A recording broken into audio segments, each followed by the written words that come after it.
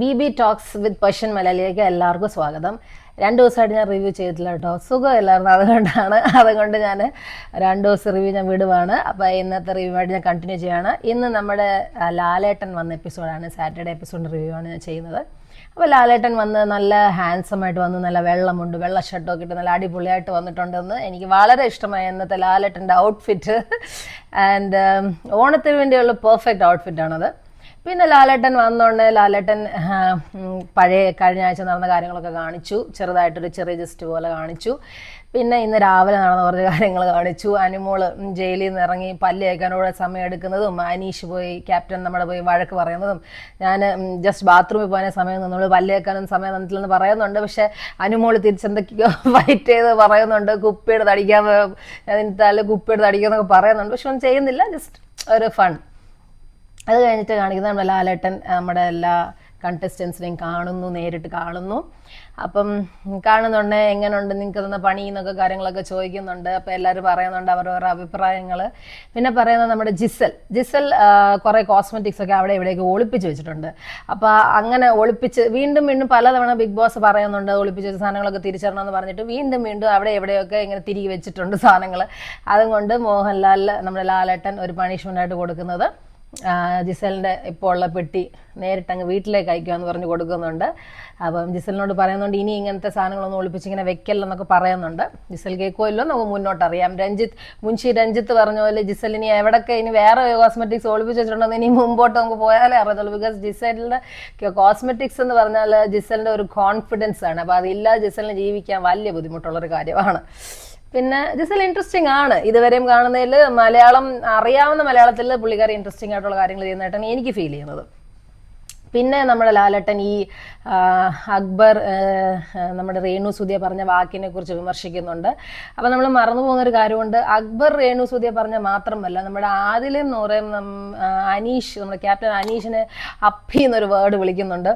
So അതിനെക്കുറിച്ചും വിമർശിച്ചിട്ടുണ്ട്.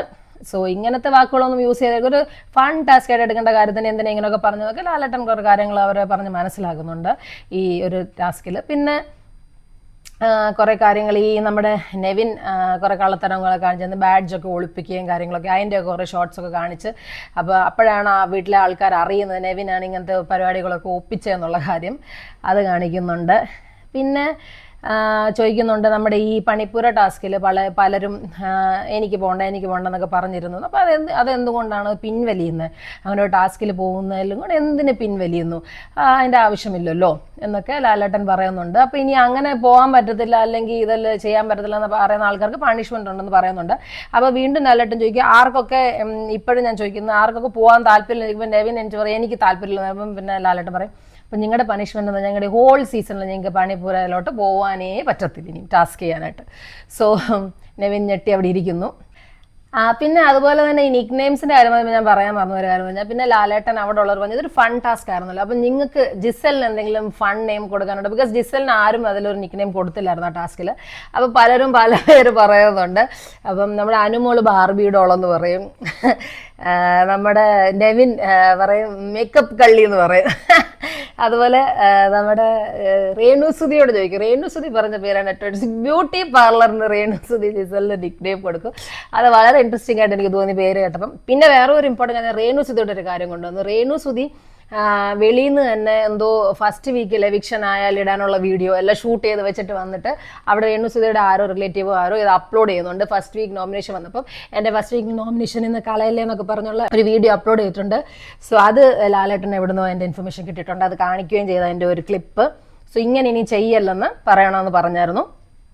അത് കഴിഞ്ഞിട്ട് അതിന് കുറച്ച് ഒരു അങ്ങനെ ചെയ്യുന്നത് ശരിയല്ലല്ലോ. നമ്മളിപ്പം അവിടെ എത്രയോ കണ്ടസ്റ്റൻസ് ഉണ്ട്, അപ്പോൾ അവർക്കെല്ലാം അതൊരു പാർഷ്യാലിറ്റി ആയിപ്പോയി, ഇങ്ങനെ ഒരാൾ മാത്രം ഇങ്ങനെ ചെയ്തുകൊണ്ടിരിക്കുമ്പോൾ. സോ അതൊരു നല്ല കാര്യമല്ല.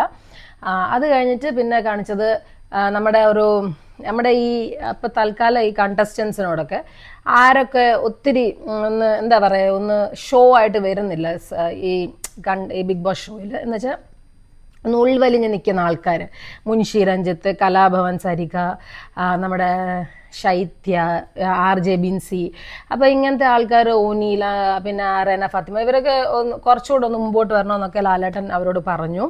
പിന്നെ ലാസ്റ്റിൽ നമ്മുടെ ലാലേട്ടൻ ഒരു റോബോയും കൊണ്ടുവന്നു മൈജിയുടെ, ആൻഡ് പറഞ്ഞു നമുക്കൊരു റോബോയ്ക്ക് ഇടാനുള്ള ഒരു പേര് സജസ്റ്റ് ചെയ്യണം. നമ്മുടെ ഏഷ്യാനെറ്റിൻ്റെ പേജിലൊക്കെ അത് കമൻറ്റ് ചെയ്തിട്ട് ആ സെലക്ട് ചെയ്യുന്ന പേരിൻ്റെ ആരാ ആ പേര് തന്നെ ആളിനെന്തോ ഗിഫ്റ്റ് കൊടുക്കുമെന്നൊക്കെ പറയുന്നുണ്ട്. അപ്പം നിങ്ങൾക്ക് എന്തെങ്കിലും സജഷൻ ഉണ്ടെങ്കിൽ എൻ്റെ ഈ വീഡിയോയുടെ അടിയിൽ കമൻറ്റ് ഇടണം. റോബോയ്ക്ക് കൊടുക്കാനുള്ള പേര് ഞാനും ആലോചിക്കുന്നുണ്ട്, ഞാൻ പറയാം.